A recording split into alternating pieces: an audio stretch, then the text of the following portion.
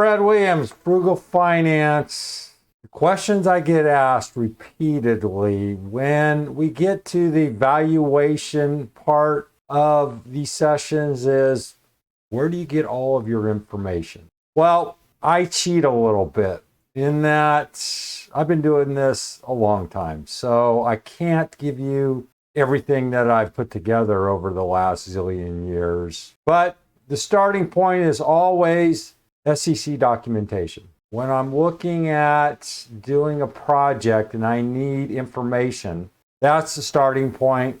Second, there are online resources. Demoterin provides more information than you can possibly digest. It's free. He's a professor at NYU, and I've been studying under him for 15 years. Why? Because in my opinion, he is probably the most astute practitioner in the industry. He teaches valuation. You're going to see a lot of the templates that Demoterin uses. Why? Because I've used others and I always fall back on Demoterin. He just keeps things as simple as possible in a very complex world. With that being said, this series of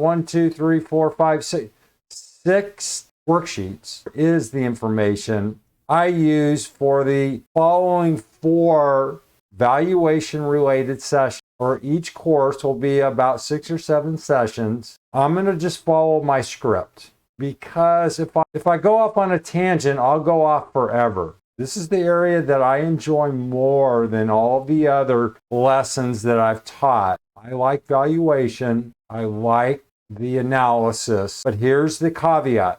It's time consuming. It requires a lot of data input. Even though you may have a black box that can pull a lot of this information, don't rely on it. You're going to need to verify your information. Here is a preview. I'm going to reference some of this information from the following 6 worksheets, and this is a pro forma, if you will.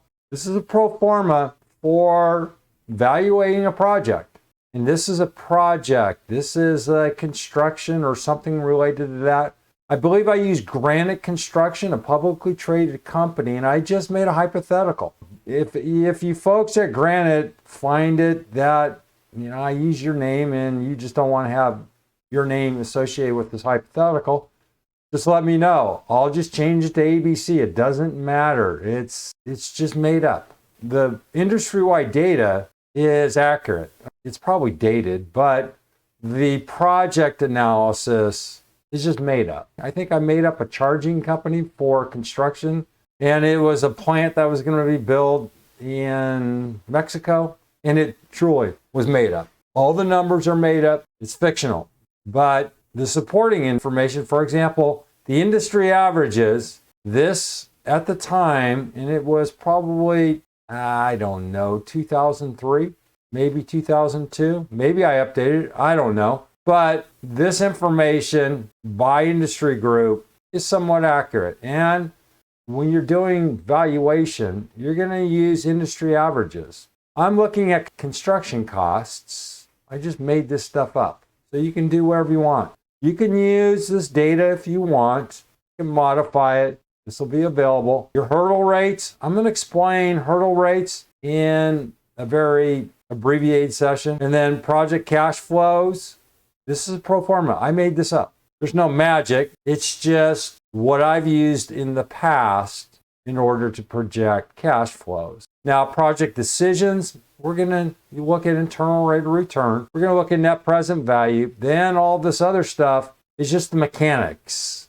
This is basic finance. This is not swaps. This is not interest rate futures. This is simple. It's just number crunching. It is Finance 101, maybe a little bit advanced as we work through, but the calculations are very straightforward. I may reference this stuff, so when we're looking at the 4 different sessions, as I said, there's 7 lessons in each of, 6 or 7 in each of the topics. I may reference this information, so don't be surprised. That's why I'm making this available. Cost of capital.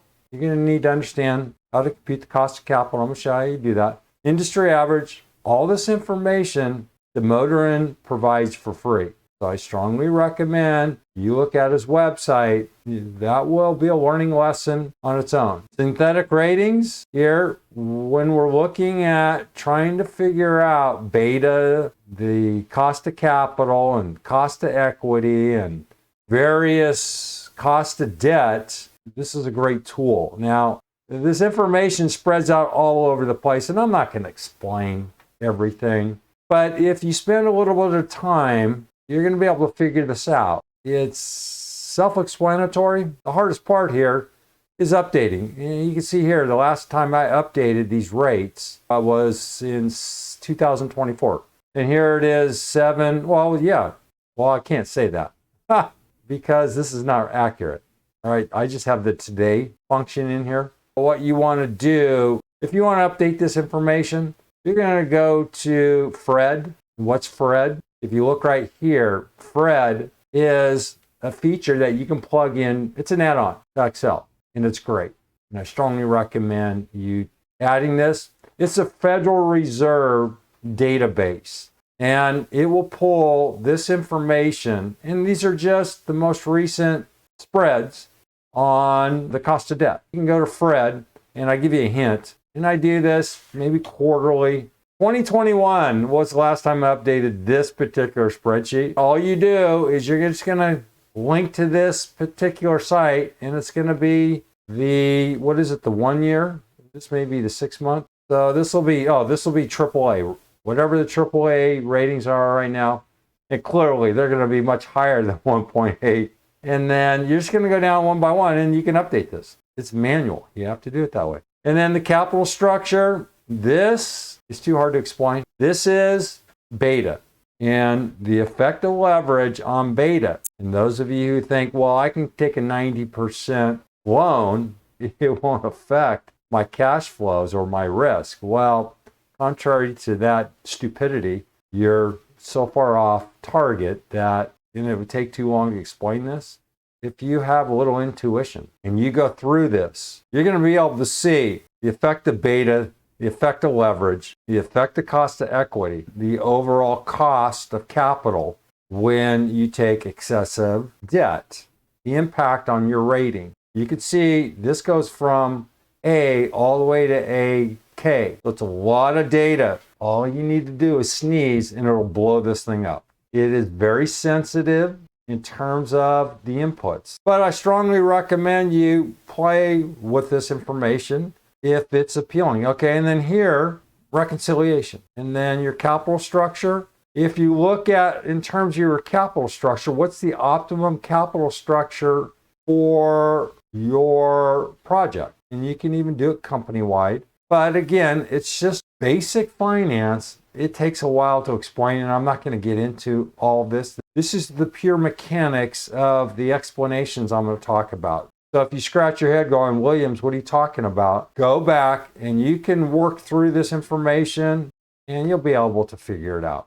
Brad Williams, Frugal Finance. Thanks for watching.